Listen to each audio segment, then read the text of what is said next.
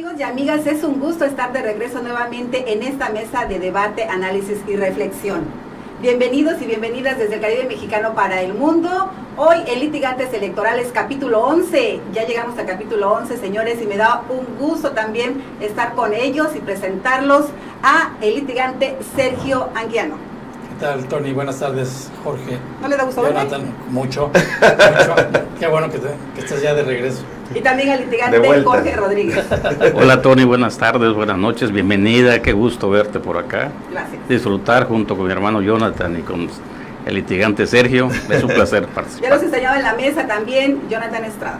Tony, ¿volviste? ¿No regresaste? Bueno, volví porque lejos. Te hace falta un micrófono y creo que ese fue el que te llevaste. Sí, ¿verdad? Ya lo regresamos. Menos mal que no se vino. Ahí está, sí, menos mal, ¿verdad? Oye, eso fue muy suspicaz. Yo quiero brindar por Tony, por su retorno de Tony Salazar. Salud. Al litigante Sergio no lo dejan tomar hoy.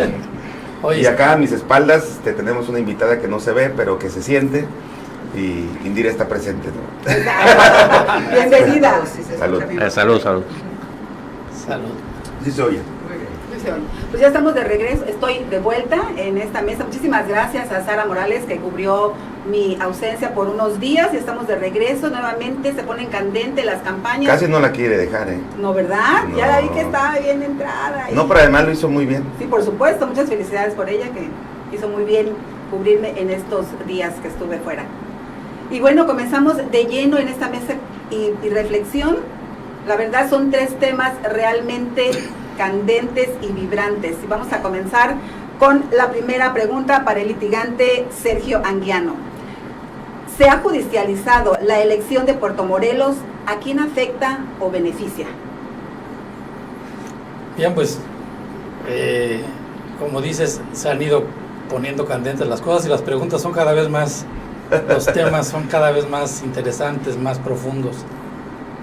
Yo creo que lamentablemente sí va en camino de judicializarse el proceso en Puerto Morelos, y digo lamentablemente porque pues eso no debería de ser así.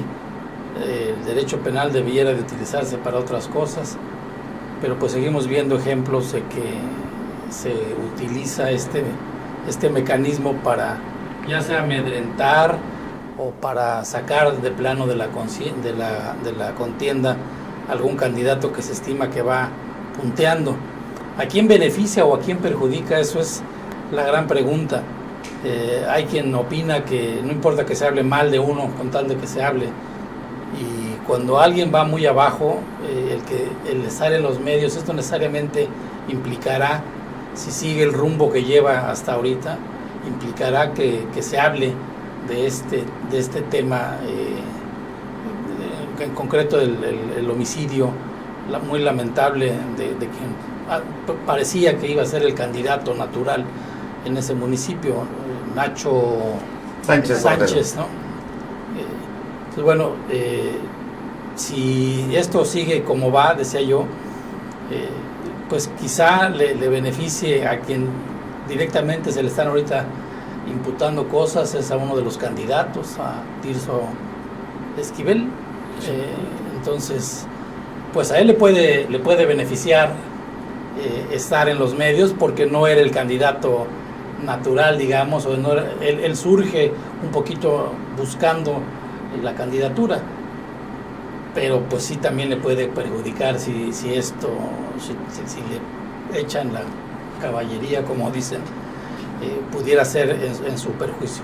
Esto está empezando, las campañas están empezando, pero esto, reitero, a mi juicio no es un buen augurio el que se utilicen este tipo de mecanismos para las campañas electorales. Muchas gracias por tu comentario, litigante. Al litigante Jorge Rodríguez, sobre la misma pregunta, ¿se ha judicializado la elección de Puerto Morelos? ¿A quién afecta o beneficia? Bueno, yo pienso que no se ha judicializado todavía, que puede llegar a judicializarse, pero lo importante en este momento es que antes de judicializar haya una aclaración real por parte de las autoridades de lo que ha sucedido. ¿Por qué? Porque esto le daría certeza, le daría confianza, le daría gusto a la población y a todos los electores. Hay muchos intereses de por medio en lo que ha sucedido en el municipio de de Puerto Puerto Morelos, perdón. Y lógicamente, pues esto trae una serie de jaloneos y una serie de luchas internas que incluso dentro de distintos partidos, en el que puede salir como ganador terceros no esperados. Yo creo que nadie puede ser juzgado o puede ser marcado como culpable de un delito en tanto no se le dé derecho de defensa y en fin se agoten las instancias jurídicas que procedan. Yo tengo confianza en que las autoridades de Quintana Roo no actúen de una manera persecutoria, no actúen de una manera precipitada acusando a alguien, sino que se agoten las instancias y que científicamente y jurídicamente se reúnan las pruebas y los elementos que acrediten con toda claridad quién fue el responsable de lo que sucedió y como consecuencia se actúe. Como dice, se respete la premisa de inocente hasta que se demuestre lo contrario. Así es. Y, o sea, esto le dará de beneficio que la población tendrá claridad, podrá saber con toda certeza de qué lado vino esa mala acción, de qué lado salió, quiénes fueron los autores intelectuales, quiénes fueron los actores materiales, y en consecuencia, pues que decida la ciudadanía quién le debe de gobernar, qué partido debe gobernar y cómo debe de ser gobernado. Excelente, pues se pone buena esta mesa de análisis y reflexión, el punto de vista del litigante Jonathan Estrada. Yo sí creo que está judicializado en materia metafórica, ya, tal cual. Cuando un juez de control decide girar una orden de cateo a una persona que no es imputada, dicen los litigantes, los abogados, penalistas, significa que hay una irregularidad, porque o es un ser imputado Tirso Esquivel y no lo ha dado a conocer la autoridad, o se cometió una irregularidad. Según me han dicho, el litigante Sergio fue presidente de la Barra de Abogados, litigante Jorge es abogado de toda la vida también. Entonces, aquí hay que ver a qué grado el juez de control cometió una irregularidad al girar una orden de cateo, y si cometió esa irregularidad sin ser imputado Tirso Esquivel, como lo dicen los abogados expertos, entonces sí se puede considerar que ya está judicializada la elección de Puerto Morelos. ¿Por qué? Porque se está utilizando una instancia jurídica, una instancia judicial, para un asunto electoral eminentemente. Porque si Tirso Esquivel, como cualquier ciudadano, fuera un imputado que tiene realmente la instancia judicial elementos para decir que él tiene una correlación con el asesinato de Nacho Sánchez Cordero, entonces debería de actuar de manera diferente la autoridad. Primero que nada, obviamente, no girar una orden de cateo, sino primero que nada, hacer la imputación directa para que entonces se sigan los demás procedimientos. Pero hasta ahorita, mira, yo vi la conferencia de prensa que dio el candidato de Fuerza por México, Tirso Esquivel, a los medios de comunicación, y una compañera muy aguerrida de los medios de comunicación, María Cristina, le reiteró la pregunta: ¿cuál es tu situación jurídica? Él mismo no la sabe, por eso no se la pudo contestar. Él mismo no sabe cuál es su situación jurídica porque la autoridad solamente lo citó a una comparecencia como, no sé si como sospechoso. Dice como testigo. O como testigo, pero testigo de qué exactamente, ¿no? Entonces, sí está en forma judicializada la elección. ¿Quiénes son los actores o los interesados? No lo sabemos.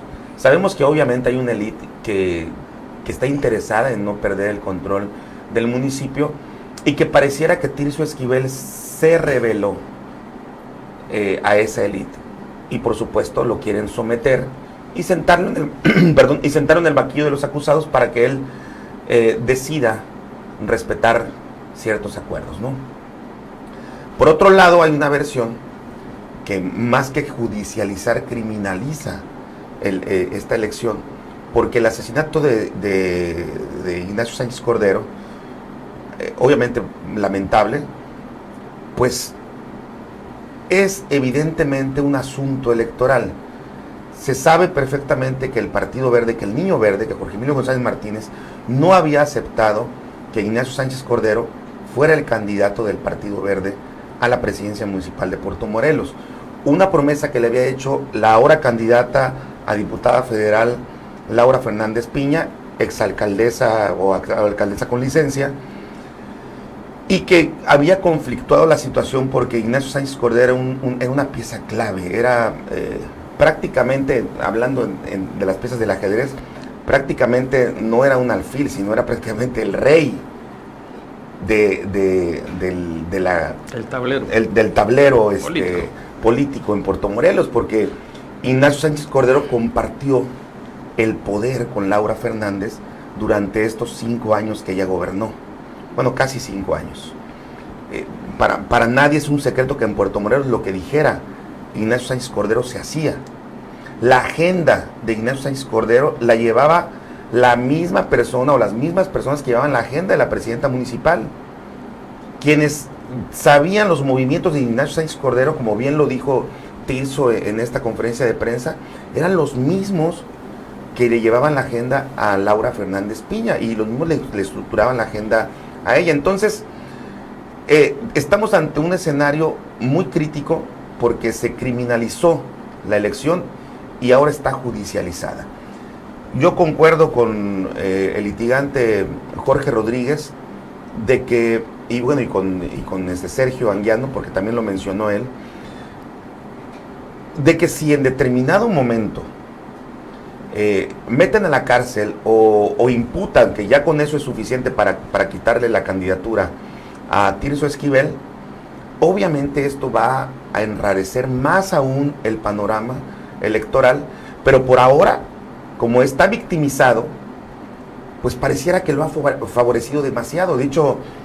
Encuestas que me han mostrado, que no quiero decir que son oficiales porque no se puede decir legalmente, todo indica que la alianza de Morena con el Verde está casi en un empate técnico con Partido Fuerza por México, tendiendo ellos a una candidata que nadie conoce, porque la esposa de Ignacio, creo que se llama Blanca, nunca acompañó a Nacho a ningún recorrido, a ninguna entrega de despensas. O sea, es decir, nadie la conoce. Nadie. Es solamente la sombra de su esposo post-mortem. Y Tirso Esquivel, que sí es conocido porque fue funcionario público de Laura Fernández y que obviamente por ser uno de los que se señalan públicamente como el copartícipe o coautor intelectual del asesinato, al convertirlo en víctima, pues obviamente lo ponen en las primeras planas de todos los medios de comunicación, como se decía en el argot de los medios, ¿no? Y sube su imagen, ¿no? Y su imagen ha crecido mucho por 2 razones circunstanciales. Una, porque nadie cree en Puerto Morelos, te digo porque yo he estado en Puerto Morelos, he platicado con la gente y nadie cree que Tirso tenga una correlación con el asesinato de Ignacio Sánchez Cordero. Y la otra, porque le han dado a él la pauta de mostrar un valor que ninguna otra persona había mostrado contra el sistema o el régimen de Laura Fernández. Es decir, por ejemplo, los que lucharon por recuperar esta famosa milla de oro, que es una parte territorial que le quitaron a Puerto Morelos y que se la dejaron a Benito Juárez, pues sí se enfrentaron de alguna manera mediáticamente a Laura Fernández, pero de manera muy mesurada, muy rápida y terminaron por dejar el tema a un lado, ¿no? Tirso se muestra como un ente que enfrenta al poder, que enfrenta al régimen, no de Laura Fernández nada más, sino del Niño Verde y de todos los que están detrás en esa ley del poder municipal, ¿no? Entonces, esa coyuntura le está dando la pauta a que la gente empiece a ver a Tirso como el posible sucesor de la ahora alcaldesa con licencia. Entonces, pues muy amplio el análisis, ya está al punto. Ahí te explico los pros y los contras del judicializar, y tal vez faltaba ponerle ahí a la pregunta criminalizar esta elección en Puerto Morelos. ¿Alguien quiere tomar Lo que pasa es que la pregunta es si se ha judicializado, ¿no? el proceso, y está en proceso todavía previo Yo así lo entiendo. a la Judicialización. Pero en forma ya está, o sea, metafóricamente o simbólicamente, como le quieras llamar, ya está judicializado. Hay un proceso tendiente a la judicialización.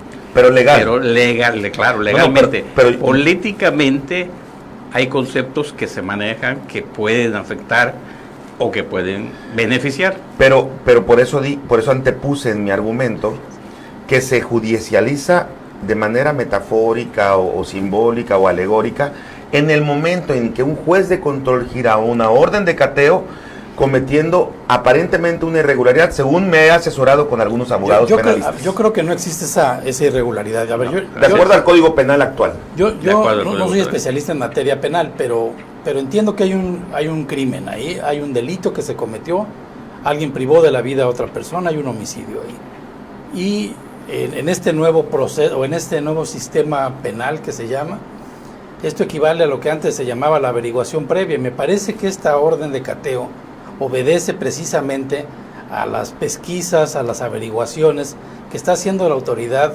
todavía administrativa antes de imputar o antes de poder dictar una orden de consignación o no. O sea, ¿tú crees que un juez de control puede girar una orden de cateo Yo creo que sí. a cualquier ciudadano sin ser siquiera sospechoso o imputado? Sí, Sí. hábilmente se toma esto desde mi punto de vista como algo que sale. Tirso es abogado. Tirso sabe que él sabe defenderse y lo hace bien. Él conoce bien los procesos electorales porque ha participado en muchos procesos electorales y él sabe que esta orden de cateo está bien realizada. Él de hecho no se queja, él no se duele Sí, él no de se la orden quejó. de cateo, sino él sale a decir que esto Los se excesos. hizo con una excesiva fuerza para intimidarlo y hacerlo que se retire de la contienda. Cierto. Él sabe que está dentro de las actuaciones de este juez de control. El juez de control no ha tomado una decisión.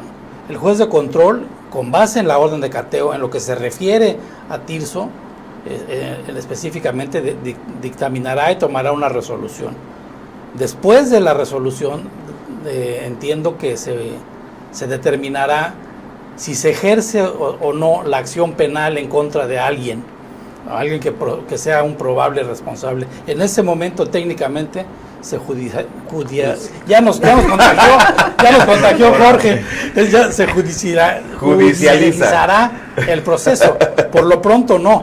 Por lo pronto es la rumorología que juega también. Es político. Es político. Claro. ¿No? Claro, Y claro. mediático también en los medios. Bueno, es que lo político y lo mediático va de la mano Va de la prácticamente. mano, Así es. Y en una contienda que va tan cerrada, ¿no? Donde valga la expresión del caballo negro es Tirso precisamente, él sabe y lo usa bien en este caso, que estar en los medios. Sí, claro, él está jugando es su un- papel Bueno, también, por y yo supuesto. creo que además aquí puede salir un tercero beneficiado. También, sin duda. Porque hay otros partidos y hay otros candidatos que nada más están esperando a ver qué es lo que sucede y que van a salir y que también van a aportar. O sea, no podemos decir ya está judicializado, ya perdimos o ya ganamos Ya no, este todavía no. round, sino que hay que esperar un poco.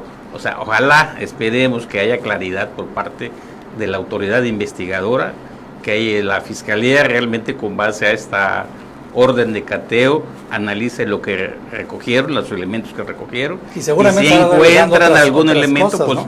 se lo pasarán al juez y pedirán que se ejercite el proceso judicial correspondiente, pero si no, también se aclarará y posiblemente le sirva políticamente a Tirso, o posiblemente la gente diga, pues ni tú, vamos por un tercero que esté más limpio, que no esté sujeto a controversias, y vamos a definir cómo nos va a nosotros, cómo gobernamos. Eso responde a quién, si beneficia Claro. o perjudica, claro. Sí, por supuesto. ¿No? Todavía habrá que ver, ¿no? Así Seguramente hay más Después del pesquisas 6 que de estas. junio seguramente ahí se definirá Antes todo. lo triste sería, Hay que ver si en el camino Que- lo imputan o hasta lo detienen, ¿no? O sea, Ay, también hay sí. que ver eso, lo ¿no? triste es que se llegara a utilizar como un instrumento para bajarlo, como se dice comúnmente, una orden de aprehensión o una cuestión ya más seria, ¿no? Ahora, Eso creo que sería lo malo. más lamentable también es que si alrededor de Nacho Sánchez Cordero había otras personas que podrían también ser sospechosas de haberle puesto el dedo, es decir, de señalar a los autores intelectuales o al propio sicario dónde se encontraba Nacho, ¿por qué no se ha hablado de eso? ¿Por qué, por ejemplo, me preguntaban hace rato fuera de cámara si yo sabía cuál había sido la declaración de la persona que acompañaba a Tirso? Hasta ahorita yo por lo menos no sé ni el nombre de quién era la persona que acompañaba a Tirso, ni mucho menos la versión, ¿no? He estado tratando de investigar a fondo y no he logrado obtener...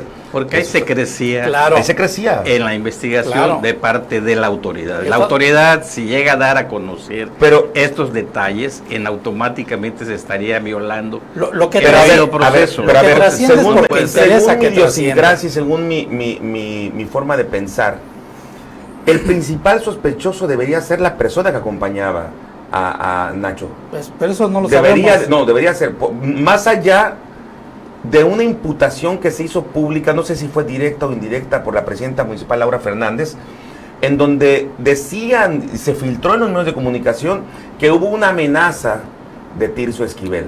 Entonces, más allá de eso, deberían de haber ya cateado y revelado o haber hecho algo al respecto con la persona que acompañaba a Tirso. A lo mejor se ha Nacho. hecho. Es que recuerdo una cosa, yo soy convencido de una cosa. Los trascendidos trascienden porque a quien le interesa que trasciendan, los filtra. Pero un cateo de esta índole no pasa desapercibido para los medios de comunicación. ¿Quién sabe? No, porque ¿Quién sabe? El acto en sí, ¿no? Pero propia- lo que tiene adentro. todos algo- los algo- movimientos policíacos algo- están, perdón que te interrumpa, todos los movimientos policíacos están completamente monitoreados por los compañeros de la fuente policíaca. No se le puede escapar a un compañero de la fuente, al que tú quieras, a lo mejor a la mayoría sí, pero a uno no se le puede escapar un cateo. Entonces, no han cateado la casa de la persona que acompañaba a Nacho Sánchez Cordero. Pero ¿por qué habrá que hacer esa prueba? ¿Por qué? Porque si hicieron la de Tirso, debieron de haberle hecho ya No de necesariamente. esa persona que debería ser la principal sospechosa.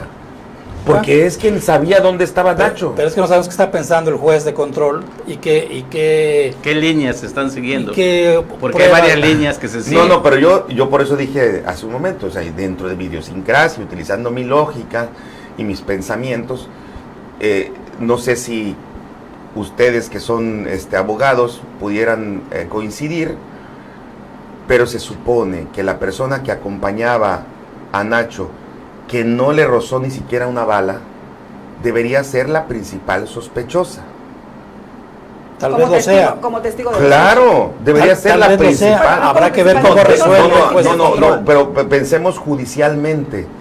¿Debería o no debería ser la principal sospechosa? No pensemos como el juez, pensemos judicialmente. Bueno, si Debería pensamos ser. judicialmente, como ha sido históricamente, le van a echar la culpa a la pobre señora, ¿eh? Porque siempre acabo con esos dramas. Seguramente esta plática pues da para mucho, para más conjeturas, pero bueno, vamos a dejar que la autoridad correspondiente investigue, y aquí hay varias líneas de investigación que pudieran No, ser líneas de observación y de análisis. observación de análisis. Sí, Correcto. nosotros no somos Muy investigadores. bien, solo litigamos. Y vamos con la siguiente pregunta, señores. ¿Hasta dónde llegan los tentáculos del Niño Verde y qué cargos de elección tiene en riesgo perder? Vamos con el litigante. No, ahí empezaste por ahí. Empezamos ahí con el litigante Jorge. Gracias. Bueno, yo pienso cuando le toca empezar. Todo yo decía. Indudablemente el Niño Verde tiene tentáculos por todos lados. No nos hagamos tontos. El Niño Verde tiene acuerdos nacionales con todos los grupos políticos, con todo el sistema político mexicano, no con solo su partido, sino con todo el sistema político mexicano. Y le ha permitido sobrevivir a distintos sexenios. No importa el color, él empezó con el PRI, con el PAN, con el PRD, y con todos ha sobrevivido.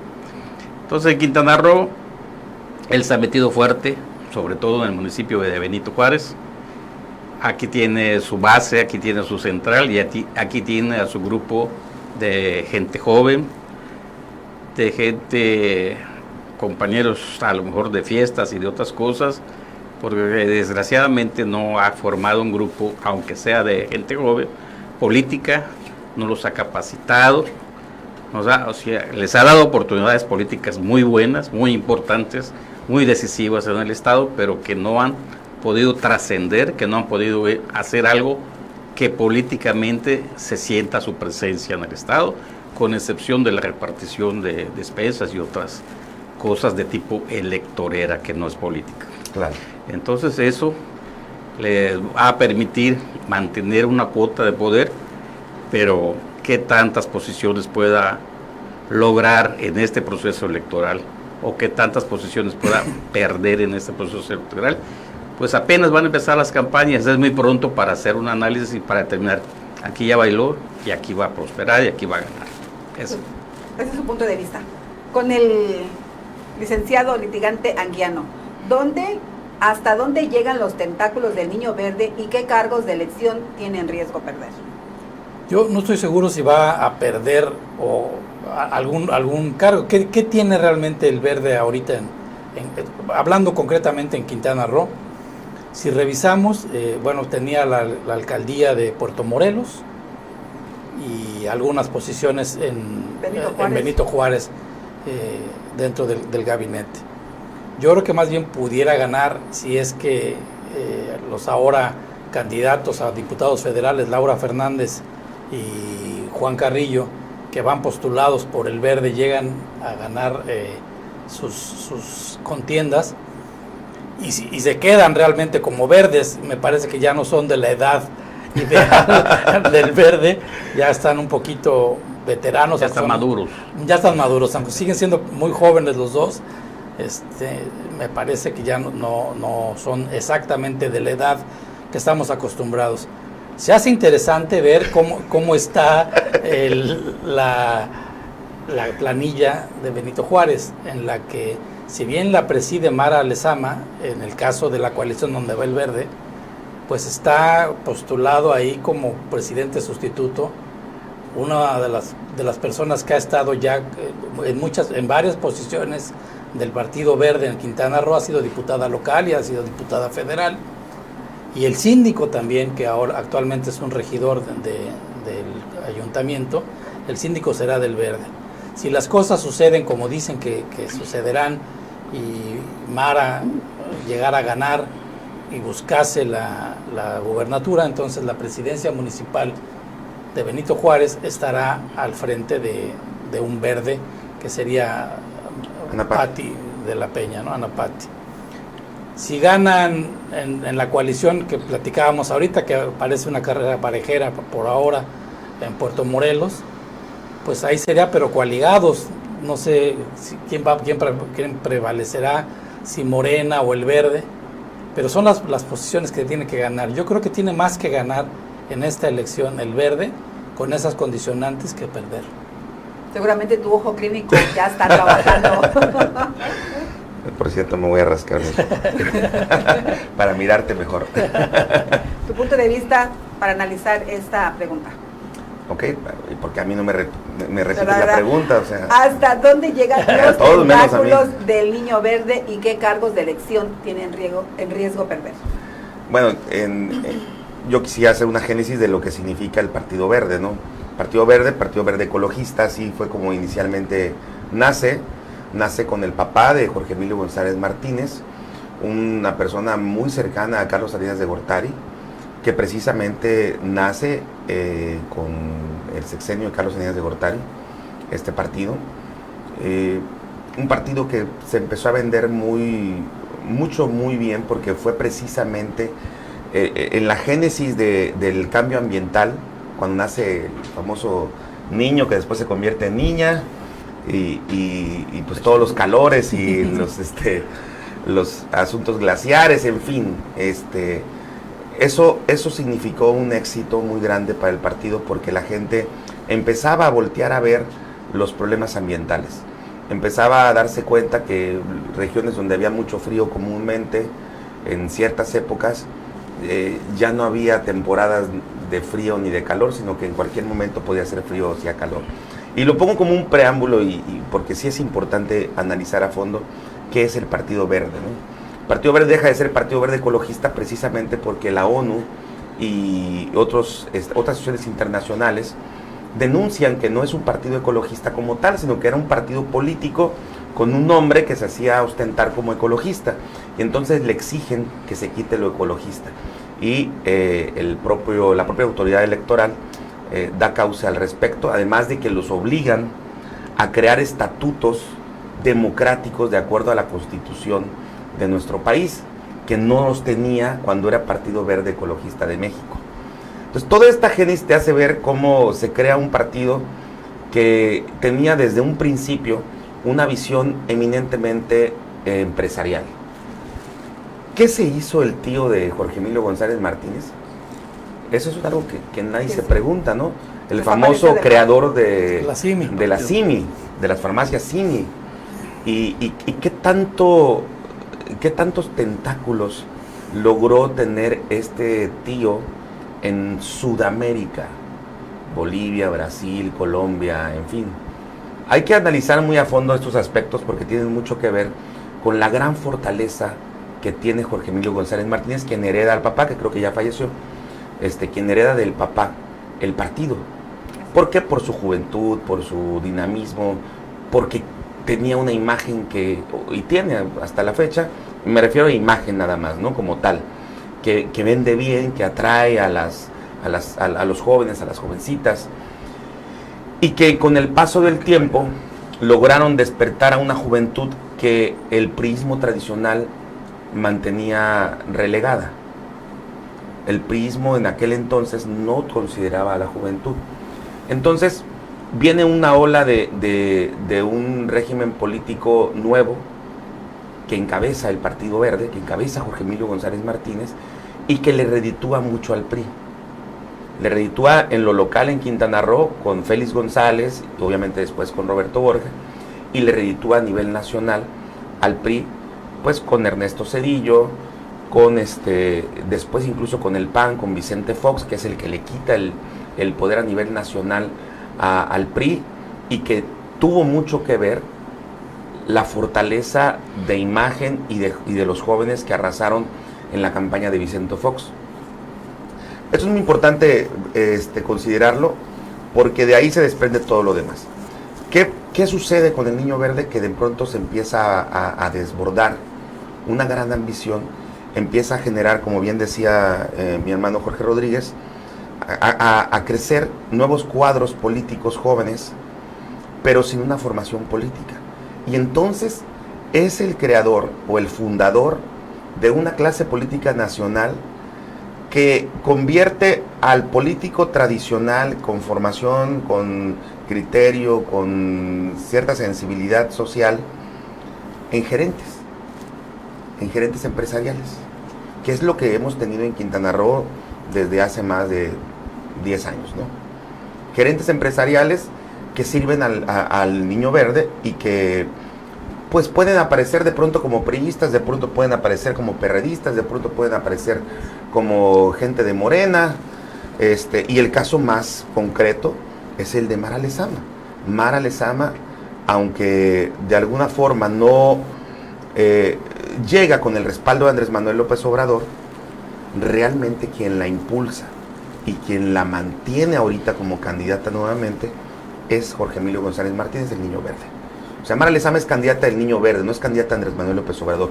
Fue candidata a Andrés Manuel porque estaba convencido Andrés Manuel de que era una persona honesta, de que era una persona trabajadora, de que era una persona que iba realmente a hacer algo por Cancún, por Benito Juárez, en el 2018. Y Andrés Manuel estaba muy convencido, tan convencido que en una de las mañaneras lo reiteró: Mara es una persona honesta. Pero con el paso del tiempo y con las investigaciones que hicieron el propio Marcelo Ebrard y el propio Santiago Nieto y el propio Alfonso Durazo y Gers Manero, Andrés Manuel López Obrador se dio cuenta que Mara Lezama no era realmente la persona honesta que él consideraba, y entonces que le servía al Niño Verde. Por el pacto que tiene Andrés Manuel con el Partido Verde, con el Niño Verde, es que Mara Lezama se queda en Benito Juárez como la candidata a la reelección de esta mega alianza, que pues bueno, sabemos perfectamente que se da porque pues está compitiendo con otra mega alianza, ¿no? Se da por esas circunstancias. Y de pronto se da cuenta que Solidaridad también es un puntal importante que no puede soltar y que más bien que tiene que conquistar, porque con Laura Beristain no tenía una mínima relación, o era una relación escueta por medio de segundos o terceros. Hoy por hoy está directo, le vende la candidatura a Laura Beristain, y Laura Beristain es candidata del Niño Verde ahora, y se la vende a Juan Carrillo, y se la vende a Laura Fernández, que le sirvió en Puerto Morelos. Entonces, ¿en qué está metido el Niño Verde? Está metido en un embrollo entre sus quereres, sus negocios, y ha perdido de vista la verdadera visión electoral. Es decir, a mi juicio, creo que tiene el riesgo de perder las más importantes posiciones que ha logrado conquistar, y una más importante que quería conquistar, que es la gobernatura de Quintana Roo. ¿Por qué? Porque ya hay una élite muy fuerte en la que él no pertenece, porque él no es quintanarroense, y que no lo van a dejar pasar. Pues hay que recordarle también a esta élite que mencionas que tiene una estela de excesos, y ahí por ahí un expediente que lo incrimina en un caso en la zona hotelera. Fue muy sonado este caso en su tiempo, así que hay que pensarle bien, ¿no? Y ese despojo, por ejemplo, de los que habló Mara Lezama en el Ayuntamiento de Benito Juárez, tiene una correlación también con eso. Lo que pasa es que no está ligado, pero lo van a ligar, vas a ver. Pues muy bien. ¿Qué tal? ¿Qué les pareció aquí esta explicación amplia que nos dio nuestro litigante Jonathan? Oh, mi hermano Jonathan se la sabe. Tiene mucha información, y es una información valiosa que en su momento la ciudadanía también tiene obligación de conocer. Claro. Y le debe de servir para analizar y conocer quién es quién en cada caso, para tomar las decisiones correctas, para ver en manos de quién deja el gobierno de nuestra ciudad. Por eso le pedimos a nuestros televidentes que puedan compartir este video para que le llegue a más gente y también tengan esta información. Y que investiguen, o sea, que no crean todo lo que nosotros decimos, simplemente que lo tomen como un parámetro para que ellos hagan sus propias indagaciones. La gente tiene derecho a no creer a quien nos está escuchando o viendo, sino que tiene derecho a investigar más allá y decir, lo escuché de Jonathan, pero ¿sí es cierto o no es cierto? Muy bien. Pues vamos a la siguiente pregunta, el siguiente tema candente, porque el tiempo nos está comiendo. Vámonos a Tulum y vámonos con el litigante Sergio Anguiano. Tulum vive una verdadera lucha entre mafias. ¿Cuál es el riesgo de esta elección? Vamos, de su ronco pecho. Qué triste sería. O sea, si es problemático, si se judicializa un proceso, pues más aún si lo que se ha estado señalando y estos eventos tan dramáticos que han estado sucediendo en Tulum verdaderamente obedecen a temas de mafias que se están enfrentando entre sí por tratar de controlar el territorio de Tulum, pues es completamente dramático, triste, y para el tema electoral pues es muy peligroso, entre otras cosas porque desde el punto de vista estrictamente electoral puede inhibir a la gente a participar.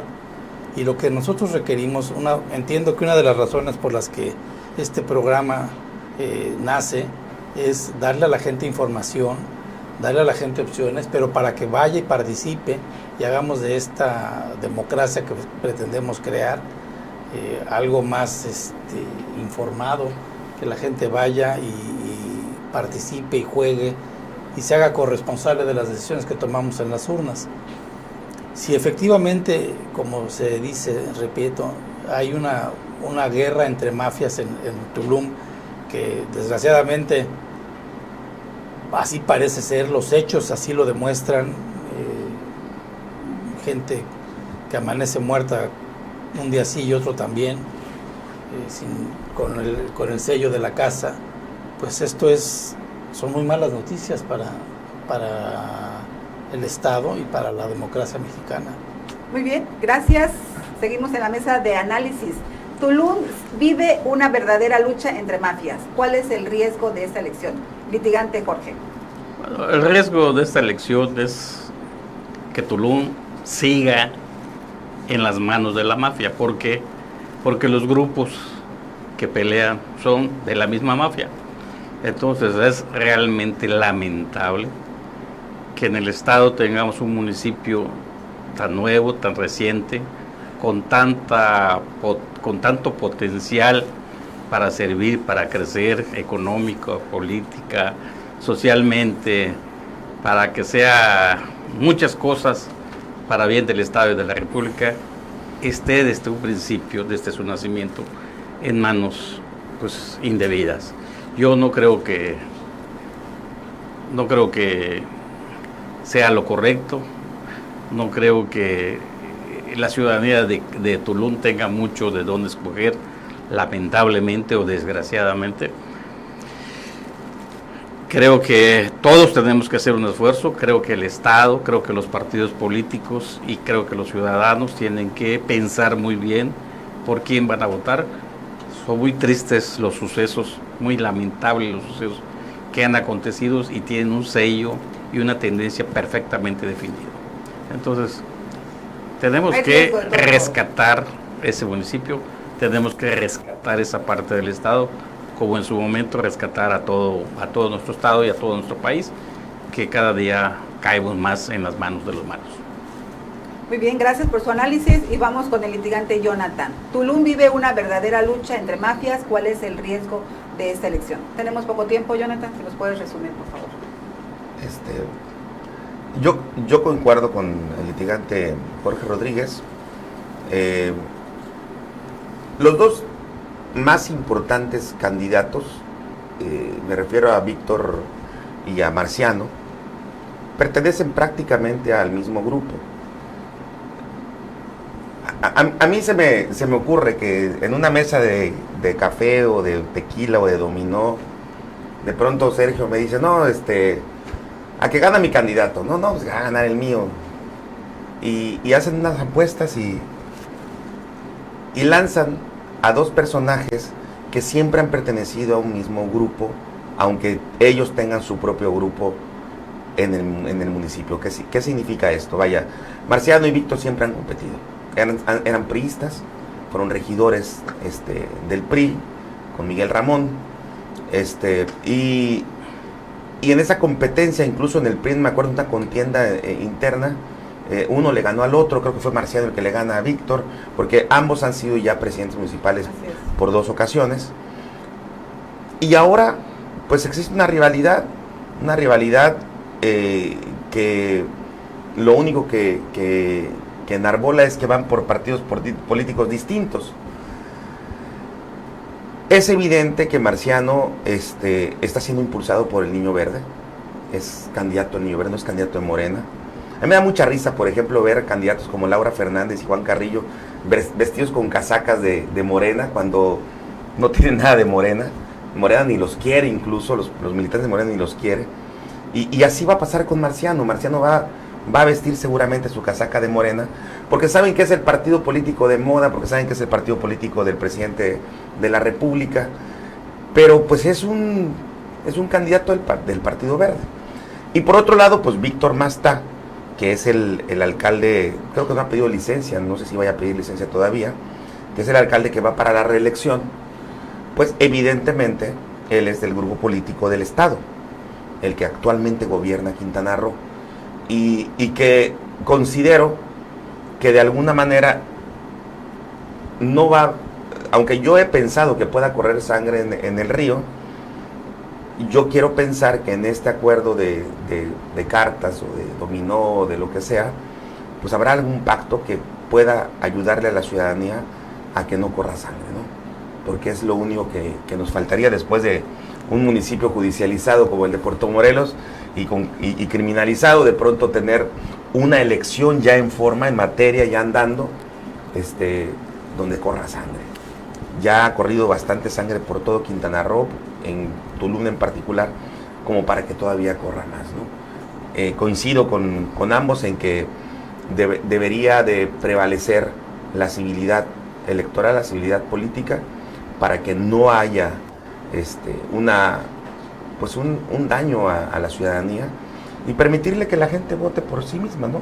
Hay un empate técnico hasta ahorita, un empate técnico muy natural. ¿Por qué? Porque pues finalmente Marciano es como que la contraparte idónea de Víctor Mastá. Pero pues bueno, en el desarrollo de la contienda se va a notar, ambos, hay que decirlo, ambos personajes ya siendo alcaldes han tenido garrafales errores.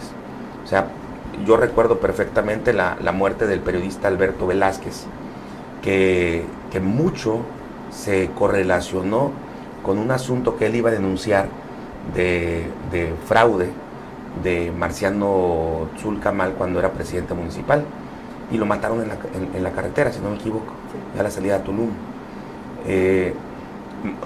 No son blancas palomitas, vaya. Por eso la pregunta habla al respecto de mafias, ¿no? Cada quien tiene su mafia, cada quien tiene su grupo, pero lo muy acertado es decir, los dos, aunque cada quien tiene su grupo en Tulum, pertenecen a una sola élite. Entonces, ¿a quién hay que pedirle que haya paz y tranquilidad? Pues esa misma élite, a nadie más. O pedirles que salga un tercero de discordia, que de alguna manera... ¿Quién? Portilla a lo mejor, pero pues, solamente que porque dicen que Portilla, Jorge Portilla, que creo que es suplente de Marciano, está buscando la manera de sacar de la jugada a Marciano para que él entre como tercero en discordia. ¿A eso te referías? No, me refería a que un tercer partido, un tercer candidato, un tercero en discordia, porque dentro de lo mismo, pues va a salir lo mismo. Claro, claro. Así es. Tony, felicidades por haber vuelto. Gracias, Salud, Tony, un gusto. Muchísimas gracias. Un gusto tenerte de vuelta. Y gracias al auditorio por... Salud, Indira. Gracias por acompañarnos, Indira. Muchísimas gracias. Como ven, este es el panorama de 3 expertos litigantes electorales. Y pues nos vemos hasta la próxima. Comparta esta información. Me despido y agradezco aquí a los integrantes de Litigantes Electorales en este capítulo 11 su participación en esta mesa de reflexión. Bienvenida. Gracias, Tony. Bienvenida. Para la próxima nos llevas. Sí, sí. Traes coquitos cuando menos, ¿no? Poquitos y traje, me divertí. Coquita, mejor. Yoli, chilate, tamales, cocos. Ya despide. Ya vámonos, nos vemos hasta el próximo viernes. Compartan esta información, por favor, compartan el video. Nos vemos, pórtense bien. Salud.